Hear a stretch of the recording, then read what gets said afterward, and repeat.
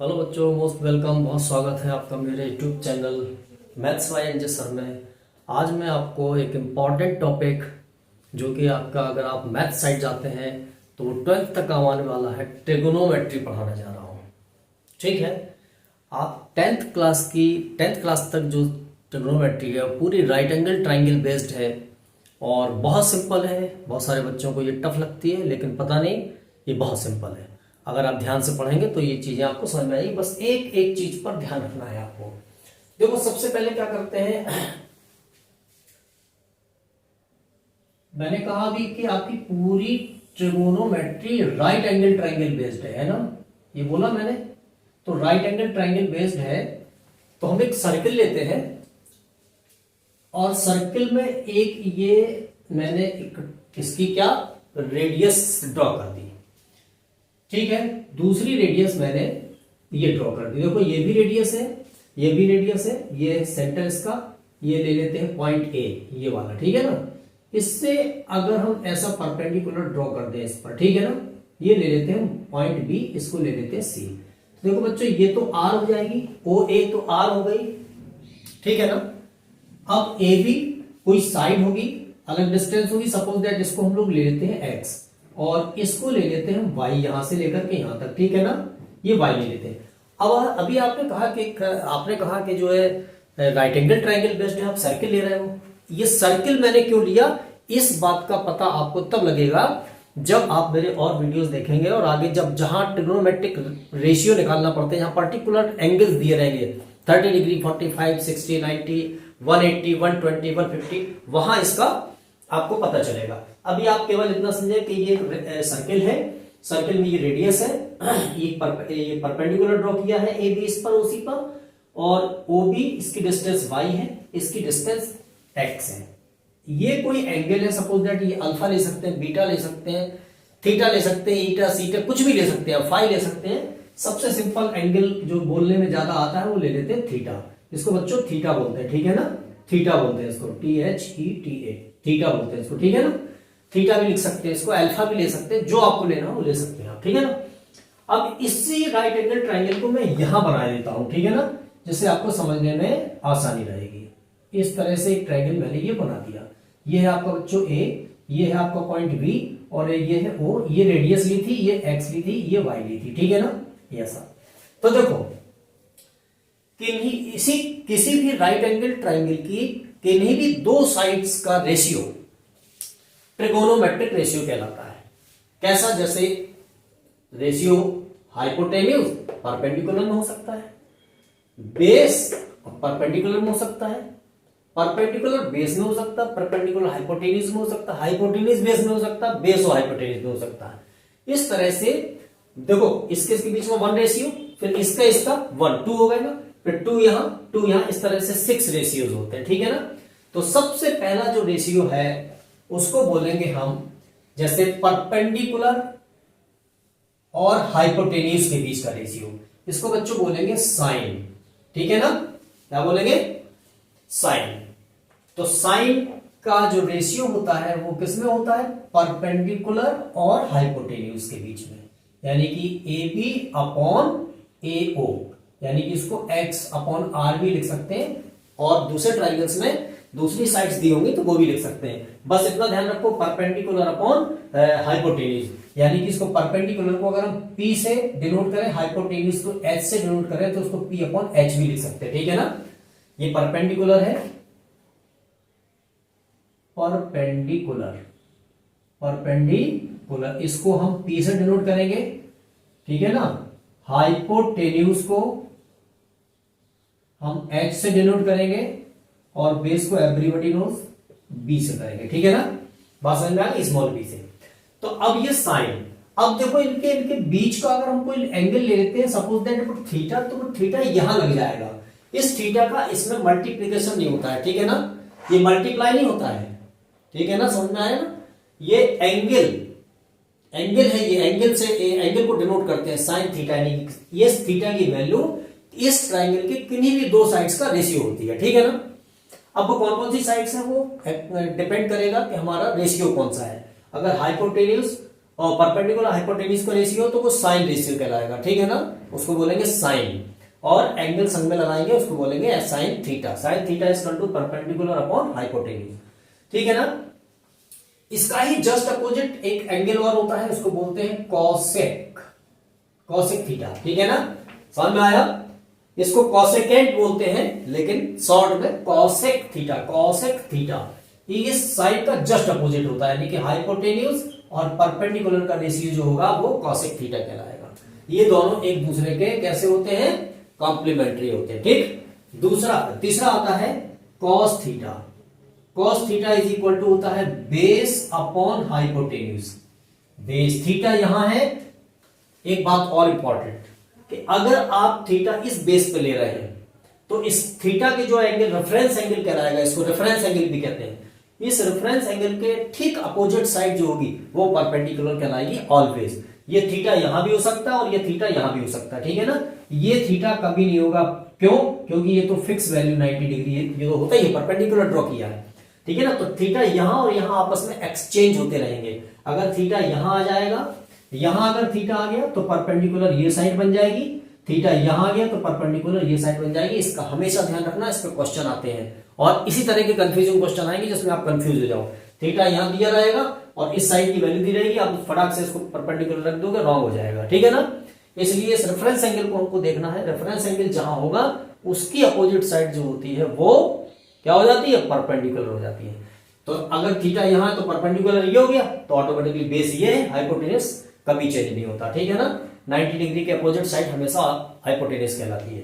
तो cos theta is equal to होता है बेस अपॉन हाइपोटेन्यूज। इसका ही जस्ट अपोजिट एक कॉम्प्लीमेंट्री एंगल होता है, वो कहलाता है सेक थीटा, ठीक है ना। Sec theta is equal to हो जाएगा हाइपोटेन्यूज अपॉन बेस, ठीक है ना। ये दो रेशियो होते हैं। फोर्थ रेशियो होता है बच्चों टेंजेंट बोलते हैं इसको, और इन शॉर्ट टेन थीटा बोल देते हैं। Tan theta is equal to perpendicular upon base होता है, ठीक। यानी कि परपेंडिकुलर, अगर थीटा यहां है तो परपेंडिकुलर ये हो जाएगा, परपेंडिकुलर अपॉन बेस, इन दोनों का रेशियो। थीटा अगर इस यहां पर है तब हो जाएगा परपेंडिकुलर अपॉन बेस, और अगर थीटा यहां हो जाएगा तो परपेंडिकुलर ये बन जाएगा y अपॉन x हो जाएगा, ठीक है ना। अच्छा, इसी में एक होता है कोटेंजेंट। कोटेंजेंट का मतलब इसको शॉर्ट में कॉट लिख देते हैं, कॉट थीटा। ये इसका अपोजिट होता है टेन का, तो b अपॉन b। देखो इसको लर्न करने के भी एक दो मेथड है, बहुत सिंपल है, हालांकि वो चलता हुआ है, उनको देखना नहीं है, लेकिन इसी तरह से लर्न करना है। हर चीज शॉर्टकट की तरफ कभी नहीं जाना है। लर्न करने के लिए लोग कहते हैं कि लर्न करने के लिए वो लिख लेते हैं पी अपॉन एच, उससे कोई लेना देना नहीं है। उल्टी सीधी चीजें याद नहीं करना है।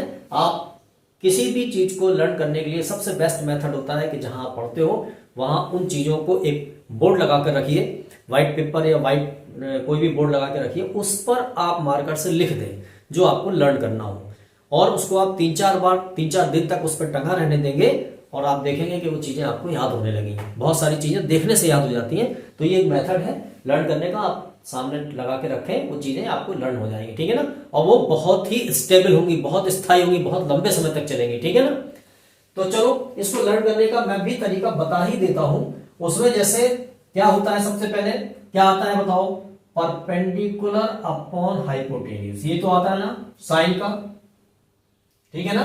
फिर आता है कॉस का। अब यहां पे देखो इसको ऐसा लगा लेंगे, ठीक है ना, इस तरह से कर लेंगे, ऐसा 3 पार्ट में इसको डिवाइड कर लेंगे। हो गए तीनों पार्ट, परपेंडिकुलर अपॉन हाइपोटेन्यूज, ये हो गया साइन। फिर आएगा आपका कॉस, यानी कि b अपॉन h, ठीक है ना। फिर आएगा आपका p अपॉन b, ठीक है ना। अब देखो इसमें ऊपर p b p h h b, ये आपको लर्न करना है। इसमें ऊपर लिख देना है साइन और नीचे लिख देना है कॉसेक, क्योंकि अपोजिट होते हैं एक दूसरे को। यहां पे लिख देना है आपको कॉस और यहां पे लिख देना है आपको सेक। यहां पे लिख देना है आपको टेन और यहां पे लिख देना है कॉट। ये लर्न करने का एक मेथड है कि sine theta is equal to perpendicular upon hypotenuse, cos theta is equal to base upon hypotenuse, ये लिखा है, ठीक है ना। और tan theta is equal to perpendicular upon base. ऐसी cosec is equal to hypotenuse upon perpendicular, ये लिखा है hypotenuse upon perpendicular. Sec theta is equal to hypotenuse upon base, sec theta is equal to hypotenuse upon base, और cot theta is equal to base upon perpendicular, cot theta is equal to base upon perpendicular. अब ये depend करेगा कि आपका angle कहां है। Angle अगर यहां है तो परपेंडिकुलर ये होगा ऑलवेज, एंगल यहां है तो परपेंडिकुलर ये होगा। हाइपोटेन्यूज कभी नहीं बदलता, इस बात को मैं कई बार दोहरा रहा हूं इसलिए जिससे आपको चीजें याद रह जाए। ये बच्चों थोड़ा सा बेसिक कॉन्सेप्ट था, इस सर्किल को ध्यान रखिएगा, जब मैं आगे बढ़ाऊंगा चीजों को तब आपको ये सर्किल के बारे में बताऊंगा कि ये सर्किल से मैंने क्यों उठाया ये ट्रायंगल, ठीक है ना। अदरवाइज पूरी ट्रिग्नोमेट्री आपकी राइट एंगल ट्रायंगल बेस्ड है 10th क्लास तक की, ठीक है ना। इसके आगे फिर और दूसरे भी ट्रायंगल बनते हैं, उसमें भी ट्रिग्नोमेट्री का यूज होता है, लेकिन आपकी 10th क्लास तक की पूरी ट्रिग्नोमेट्री राइट एंगल बेस्ड है। तो ये आपको इतनी चीजें समझ में आई। अब इसके बाद कुछ और रिलेशन भी है इसमें ट्रिग्नोमेट्री में, जो मैं आपको बता रहा हूं इसी में, ठीक है ना। इसको इरेज कर दे रहा हूं।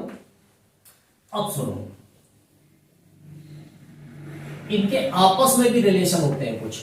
क्या होते हैं देखो, जैसे इसको मैं लिखा दे रहा हूं जिससे आपको ये चीजें याद रहे, ठीक है ना। इन्हीं से चीजें आएंगी उठ के। ये साइन थीटा है, इसको परपेंडिकुलर अपॉन हाइपोटेन्यूज लिख देते हैं, ठीक है ना। अब इन्हीं से चीजें उठ के आएंगी आगे। देखो साइन किसका, कॉसेक का अपोजिट है, तो ये भी फॉर्मूले हैं, ये भी फॉर्मूले हैं जो मैं लिख रहा हूं। इसको लिखेंगे sine theta is equal to 1 upon cosec theta, और cosec theta is equal to 1 upon sine theta, ठीक है ना। ये दो फॉर्मूले होते हैं आपस में इंटरचेंज करने के लिए। साइन को अगर चेंज करना हो तो 1 अपॉन कॉसेक, कॉसेक को चेंज करना हो तो 1 अपॉन साइन, ठीक है ना। ऐसा ही कॉस आता है, cos theta is equal to 1 upon sec theta, और sec theta is equal to 1 upon cos theta, ठीक है ना। ये एक दो फॉर्मूले हैं। ऐसे एक आएगा tan theta is equal to 1 upon cot theta, और cot theta is equal to 1 upon tan theta, ठीक है ना। ये दो फॉर्मूले ही समझ में आए ना। इतना चीजें आप लोगों को अभी देखना है। ये रिलेशन है आपस में, ये इसके फॉर्मूले, ठीक है ना। ये रिलेशन बनते, ठीक है। अब आगे चीजें और आती हैं, जैसे 3 फॉर्मूले और आते हैं इसमें। पहला आता है, यहां लिख दे रहा हूं मैं, आगे इनको प्रूव करना पड़ेगा। जैसे आता है एक sine square theta plus cos square theta is equal to 1। इसको अभी मैं प्रूव करके ही बताऊंगा, ठीक है ना, कैसे आ जाता है, ये क्यों हो जाता है। दूसरा है आपका sec square theta minus tan square theta is equal to 1।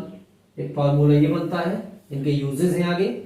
और थर्ड बनता है cosec square theta minus cot square theta is equal to 1। एक फॉर्मूला बच्चों ये बनता है, ठीक है ना। इन 3 फॉर्मूले का भी बहुत यूज होगा आपके उसमें, ठीक है ना। अब ये प्रूफ भी किए जाते हैं कि कैसे sine square theta plus cos square theta is equal to 1 आ गया। तो देखो सिंपल है, क्या करते हैं, इसी पहले वाले फॉर्मूले को यूज करना है आपको। प्रूव दैट, या to prove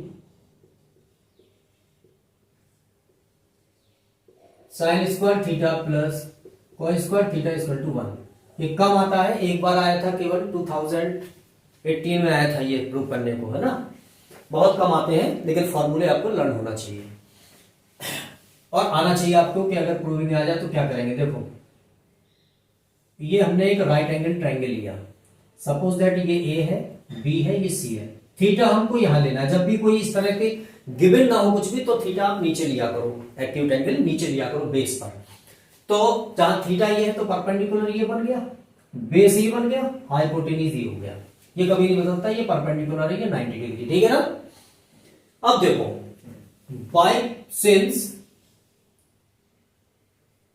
in triangle ABC, triangle ABC में राइट एंगल ट्रायंगल है, पक्का पता है राइट एंगल ट्रायंगल। तो बाय पाइथागोरस थ्योरम, है ना, by Pythagoras theorem.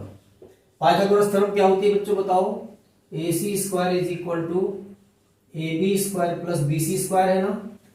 Hypotenuse square is equal to perpendicular square plus base square, ये तो लिखा है मैंने, ठीक है ना। अब इसको आप ऐसे भी लिख सकते हो, अगर इनके फॉर्म में लिखना हो, P के फॉर्म में, PHP के फॉर्म में, तो लिख दो, और नहीं लिखना हो तो कोई बात नहीं, ठीक है ना। अभी ऐसे ही लिखा रहने दो इसको। अब देखो हमें ये देखना है कि साइन में क्या होता है। जो फॉर्मूले मैंने लिखे थे, परपेंडिकुलर अपॉन हाइपोटेन्यूज होता है ना। तो अब देखो इसमें परपेंडिकुलर कहां, ये हाइपोटेन्यूज है, परपेंडिकुलर ये हाइपोटेन्यूज। कॉस में क्या होता है, बेस अपॉन हाइपोटेन्यूज होता है। तो हमने ये देखा इन दोनों में क्या चीज नीचे आ रही है, हाइपोटेन्यूज आ रही है। देखो साइन में क्या चीज होती है, नीचे आती है, देखो साइन में आती है परपेंडिकुलर अपॉन हाइपोटेन्यूज, और कॉस में क्या चीज आती है, बेस अपॉन हाइपोटेन्यूज। दोनों में क्या चीज कॉमन आ रही है, नीचे डिनोमिनेटर में हाइपोटेन्यूज आ रही है ना, वो हाइपोटेन्यूज क्या है यहाँ पे, एसी है ना। तो आप क्या करेंगे, यहाँ पे लिखेंगे ये तीनों साइड से और एसी दोनों में नीचे आ रही है, यानी हाइपोटेन्यूज नीचे आ रही है। तो आप लिखेंगे डिवाइड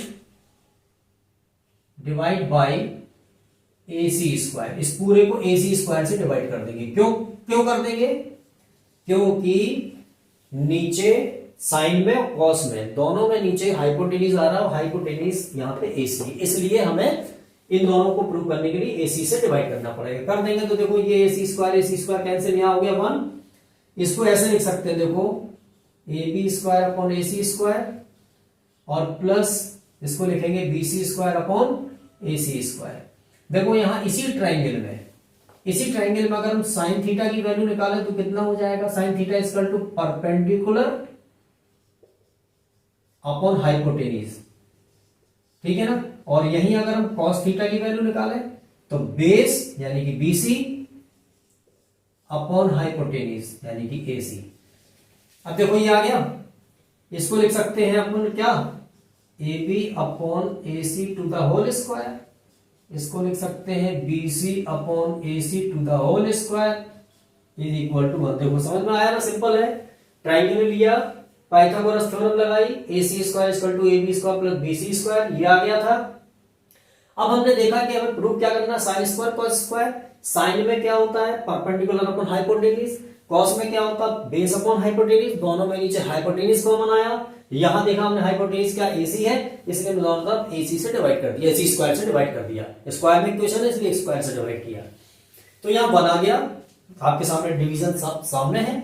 इस स्क्वायर को ऐसे लिख सकते हैं, ए बी अपॉन एसी का होल स्क्वायर, दोनों तरफ स्क्वायर है, इधर भी ये ऐसा लिख सकते हैं। अब देखो ये ए बी अपॉन एसी क्या है, यहाँ पे ए बी अपॉन एसी क्या है, साइन है, तो इसमें रख दो साइन, क्या रख देंगे हम, साइन थीटा, और ऊपर स्क्वायर चढ़ा देंगे क्योंकि स्क्वायर ऊपर है भी।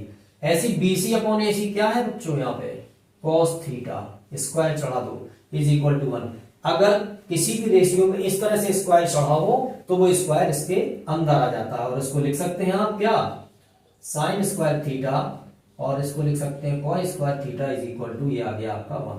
यही आपको प्रूव करना था, देखो करना था ना, सिंपल है तरीका। ऐसे ही आप दूसरे वाले में देखेंगे, सेट में क्या होता है, टेन में क्या होता है, परपेंडिकुलर अपॉन बेस होता है टेन में, और ऐसे इसमें होता है बेस होता है, तो इसमें बेस स्क्वायर यानी कि बीसी स्क्वायर से डिवाइड कर देंगे इस इक्वेशन को, तो ये निकल आएगा।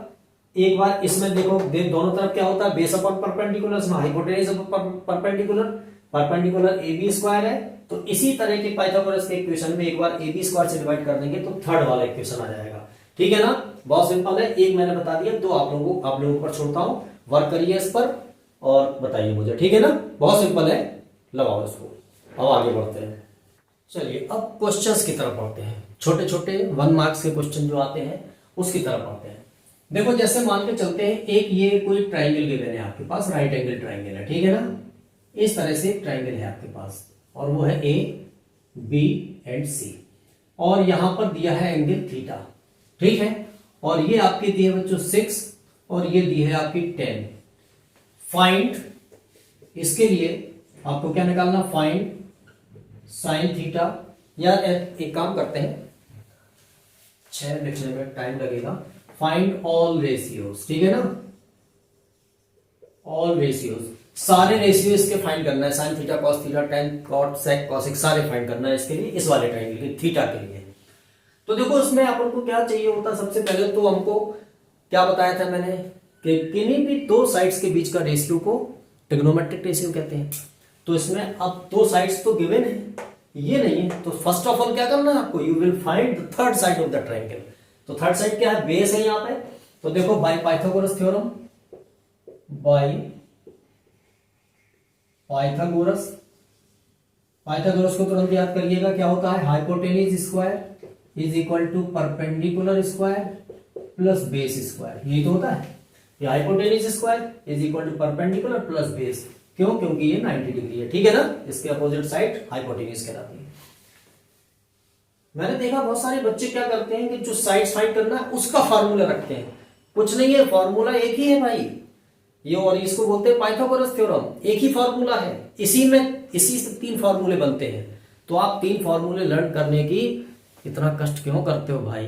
सिंपल सा एक फार्मूला रखो, ये AC स्क्वायर इक्वल टू यानी hypotenuse square equal to perpendicular square plus base square. इसी में आप वैल्यू रखिए, उसके बाद ट्रांसपोजिंग करके उसको सॉल्व करिए, तो थोड़ा सा दिमाग भी चलाना पड़ेगा आपको। रखो AC की वैल्यू कितनी है? 10 है, उसका स्क्वायर कर दो। AB की वैल्यू कितनी है? AB की वैल्यू 6 है, उसका स्क्वायर कर दो। प्लस BC आपको पता करना है, पता नहीं है आपके पास। ये हो गया 100, ये हो गया 36 और ये हो गया बच्चों BC स्क्वायर, ठीक है ना। और यहां पे ऐसा करेंगे, और BC square is equal to 36 subtract हो जाएगा, तो ये 100 माइनस 36। अब ये कुछ सोचेंगे कि BC अभी यहां लिखा था, सर ने यहां लिख दिया। तो अगर दोनों साइड्स पूरी चेंज कर रहे हैं तो साइन में कोई चेंज नहीं होगा, यानी कि वो भी इधर लाएंगे तो माइनस हो जाएंगे, और जो वहां ले जाएंगे माइनस हो जाएंगे, माइनस माइनस फिर दोनों तरफ प्लस हो जाएंगे, बराबर हो गई बात, ठीक है ना। तो इस तरह से कोई चेंज नहीं है। तो 36 यहां ले आते हैं यार, कर ही देते हैं, नहीं तो कंफ्यूज रहोगे आप लोग हमेशा। 36 यहां ले आओ, तो 100 minus 36 is equal to BC square, और यहां लिख देता हूं BC square is equal to 64 बचेगा, यहां से सब्ट्रैक्ट करेंगे ना, तो 64 is equal to BC square या BC square is equal to 64। Square root ले लोगे, ले लो यहाँ पे स्क्वायर रूट, यहां भी ले लिया, यहां भी ले लिया, यहां से आ गया BC और यहां से आ गया 8, तो ये बच्चों कितना आ गया? 8 सेंटीमीटर आ गया, ठीक है ना। समझ में आया? एक ही लाइन में लिख दिया मैंने, नीचे लिखना चाहिए था, कोई बात नहीं। अब आपको इसके सारे रेशियो फाइंड करना है फॉर एंगल थीटा। तो सबसे पहले देखो साइन थीटा, साइन थीटा लिखना है। इसके लिए साइन थीटा की वैल्यू क्या होती है? Perpendicular upon hypotenuse. आप डायरेक्ट वैल्यू रख सकते हैं वहां पर, या AB अपॉन AC फिर वैल्यू रख सकते हैं, ठीक है ना। डायरेक्ट भी रख दोगे तो कोई दिक्कत नहीं। Sine theta is equal to, मैं आपको प्रॉपर बताऊंगा, AB अपॉन AC। AB की वैल्यू कितनी है? AB क्यों लिखा? परपेंडिकुलर है, थीटा के सामने एक साइड है इसलिए परपेंडिकुलर, इसको लेंगे हम। परपेंडिकुलर अपॉन हाइपोटेन्यूज साइन की वैल्यू होती है, इसलिए लिखा है। अब 6 अपॉन 10। अब अगर कट रहा है ये, तो इसको आप काट सकते हैं, 2 3 जा 2 5 जा, तो ये आपकी 3/5 आ गई साइन की वैल्यू। अब जस्ट अपोजिट इसका कॉसिक होता है, तो तुरंत यहां से कॉसिक ही लिखना है। कॉसिक थीटा इक्वल टू, कुछ नहीं सोचना, कोई कैलकुलेशन, इसका जस्ट अपोजिट कर दो, 5/3। क्यों? क्योंकि साइन का अपोजिट कॉसिक होता है, ठीक है ना। यहां से दूसरा वैल्यू लेते हैं हम लोग, cos theta. Cos theta is equal to क्या होता है बताओ? बेस अपॉन हाइपोटेन्यूज होता है, और बेस है आपका BC, हाइपोटेन्यूज है आपका AC, थीटा है ना, कॉस थीटा। कॉस थीटा मतलब बेस अपॉन हाइपोटेन्यूज। बेस क्यों बना? क्योंकि थीटा यहां है, तो परपेंडिकुलर ये हो गया, तो बेस अपने आप ये हो गया। कॉस थीटा की वैल्यू होती है बेस अपॉन हाइपोटेन्यूज। बेस 8 है, हाइपोटेन्यूज 10 है, कट रहा है, काट दो, 4/5। तो ये आपके आ गया क्या? Cos theta. कॉस का जस्ट अपोजिट होता है क्या? Sec theta. तुरंत लिखो, sec theta is equal to 5/4 हो गया, ठीक है ना। अब बच्चे आपके पास टेन थीटा। तो देखो टेन थीटा क्या होता है? थीटा यहां है तो परपेंडिकुलर ये बन गया, बेस ये बन गया। टेन थीटा वैल्यू होती है परपेंडिकुलर अपॉन बेस, तो यानी कि ये हो जाएगा AB अपॉन बेस का मतलब BC। ये 6/8, कट रहा है, काटो, 3/4। तो ये किसकी वैल्यू हो गई? 10 की। 10 का जस्ट अपोजिट होता है बच्चों cot theta. Cot theta equal to 4/3 हो गया, ठीक है ना। 4/3 ये सारे रेशियो आपके पास निकल आए। पक्का ये बात समझ में आ गई। अब इसी तरह के कुछ क्वेश्चन और होते हैं जहां पर ये स्क्वायर रूट नहीं निकलेगा, कोई बात नहीं, अगर नहीं निकलता तो उसको आप अंडर रूट में रख सकते हो। अंडर रूट की वैल्यू यहां पे जो कि त्यों है, अंडर रूट के फॉर्म में लिख सकते हो आप, ठीक है ना। अगर इस तरह से आ रहा है तो आपको ऐसे करना है। अब इसी तरह का एक क्वेश्चन और ऐसा आएगा कि देखो इसी क्वेश्चन में ले लेते हैं, मान लो, ठीक है ना। इसको इरेज कर देता हूं मैं, बस ये छोटा सा क्वेश्चन और करता हूं, उसके बाद अपनी बात समाप्त करूंगा और आपके ऊपर छोड़ूंगा कि आपको कितने क्वेश्चन कर पाए आप, है ना। क्वेश्चन इसी तरह का है, अब देखना। अब ये पूछा गया है इसमें, इसी तरह से मान लो दिया है, या मान लो थर्ड साइड नहीं गिवन है, तो आप थर्ड साइड पाइथागोरस से निकाल लेंगे, वो बहुत सिंपल चीज है, ठीक है ना। सपोज दैट ये साइड्स आपके पास गिवन है, 6 10 8 हो भी सकती है और नहीं भी हो सकती है।